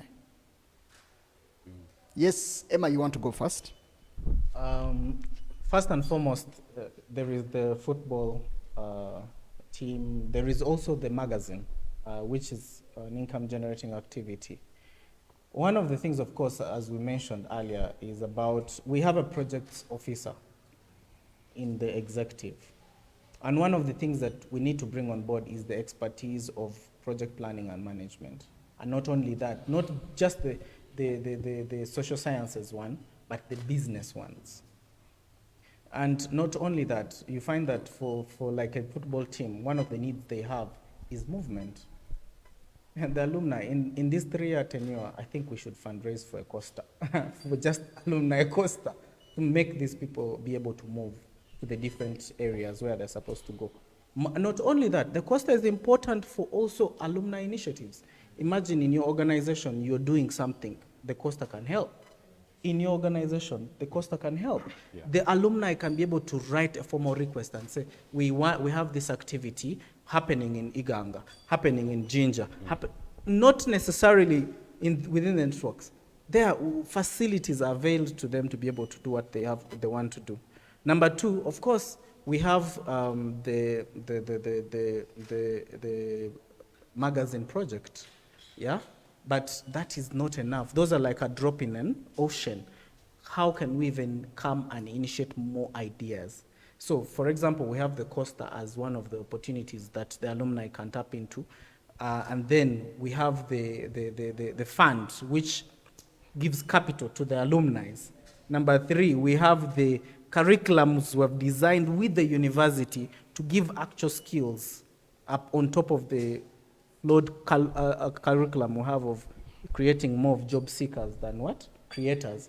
And then we come up with other initiatives. For example, how can we give to the dining hall and also use it as an opportunity to subsidize the amount of money people pay for food in the dining and many others. We have how many acres of land which the university, I think, has not managed to use it appropriately. And it's understandable because it's constrained because of staff and admin. How can we use it as an opportunity to enhance more of these ideas of the alumni? Thank you so much, Emma, for the submission. So, Tim, I believe that you can get that. The person who raised that question, Emma's raised something very interesting. Mr. Mugoda, in just 30 seconds, let's keep time. We are already past time. What is your opinion about this whole thing? How can we support the existing alumni? My friend out there who is watching us should know that when you come into power, it doesn't mean that you have to destroy whatever other people have built a block on. I mean, what they have built at a certain level. But you have to add on. So when he asked about what are we going to do with the other projects, we are just going, I'm looking at what have they done and what can I add on so that we have the entire thing. When looking at a building like where we are seated right now, it was not one man's effort.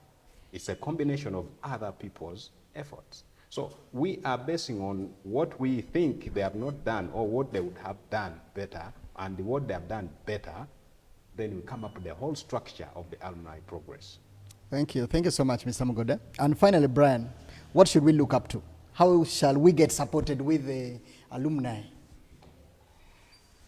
Mine will be very brief. And again, we've already talked about the existing sources of funds and what other projects can be, put up for us to be able to get more monies. And I think, and I'll specifically talk about the instance that has just been given of, supporting a football team. I think it is very absurd that kind of concern comes up because, again, I know that not much monies are needed for this to happen. But also maybe to say, could it be that such alumni need to also be reaching out, because it could be that they've never gotten support, but at the same time, have they actually attempted to seek for those funds from the Alumni Association. So the starting point is reach out. There will always be a listening ear. Thank you so much, gentlemen.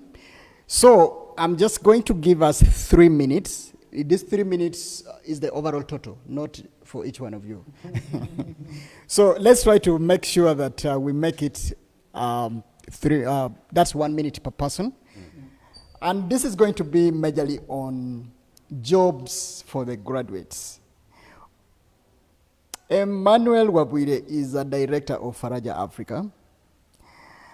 And Rocky Mukoda is a director of Hosanna. And then our own council is a very influential member of the Human Rights Forum in Uganda.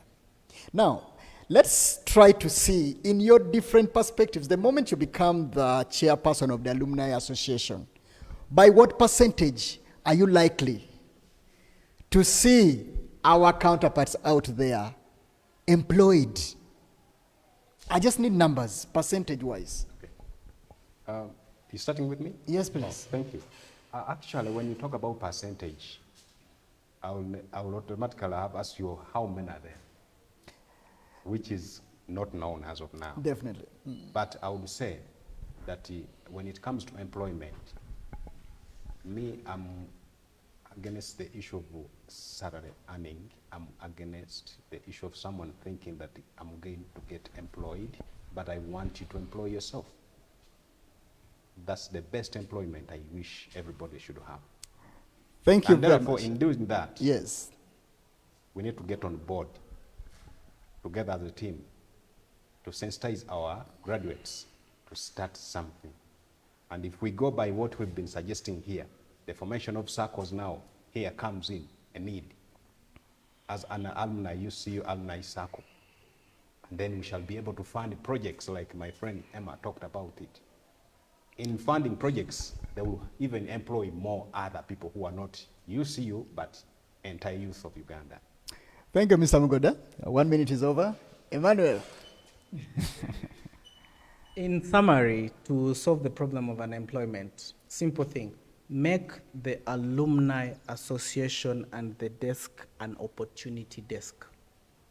Don't just announce opportunities for UCU employment.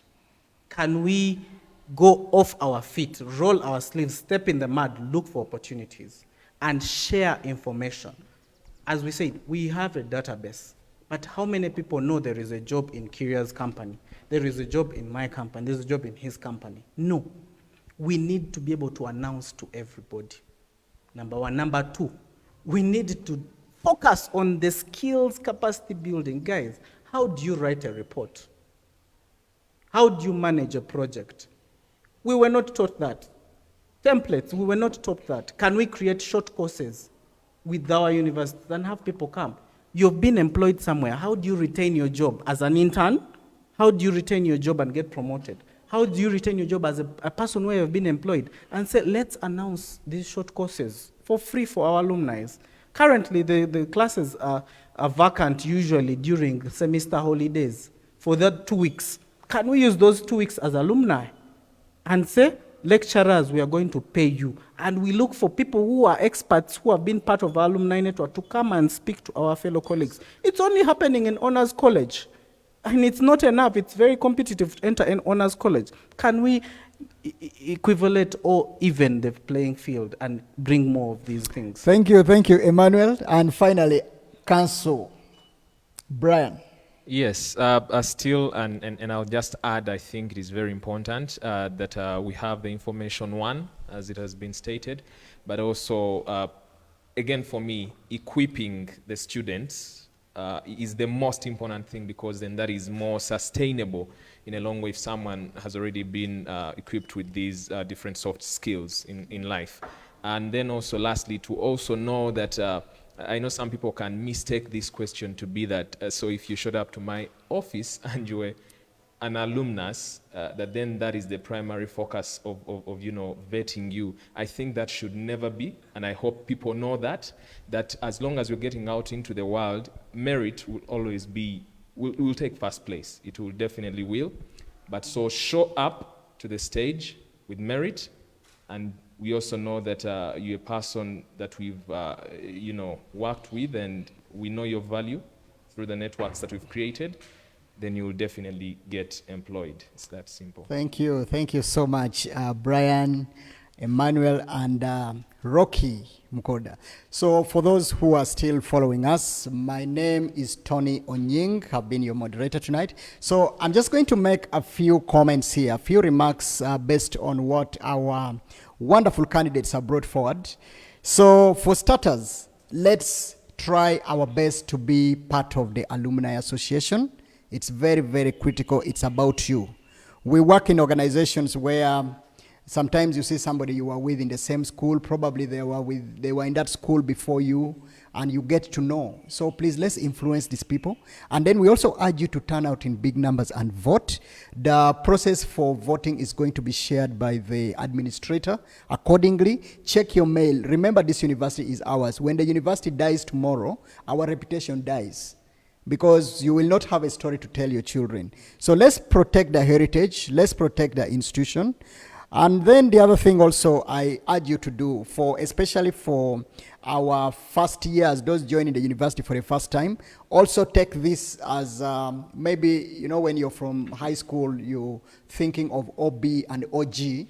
Now, an OB and OG of a university is what defines alumni. Okay, so the moment you leave, this is a forum that you will also be able to join tomorrow. Then for those who are unemployed, you see, when we are targeting these people to create for us jobs, like Brian mentioned, let's not say that now Brian is working in a very big office. I went to him last time and he chased me away.